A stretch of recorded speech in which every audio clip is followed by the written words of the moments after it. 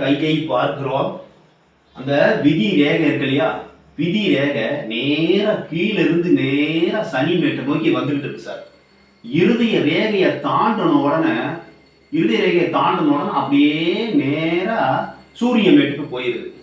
இந்த மாதிரி ரேகை அமைப்பு இருந்தால் ஒரு நபர் கலைத்துறையில் சாதனை புரிய முடியும், இல்லைன்னா இலக்கிய துறையில் சாதனை புரிய முடியும், வெற்றி, புகழ், செல்வம், செல்வாக்கு அத்தனையும் அடைய முடியும்.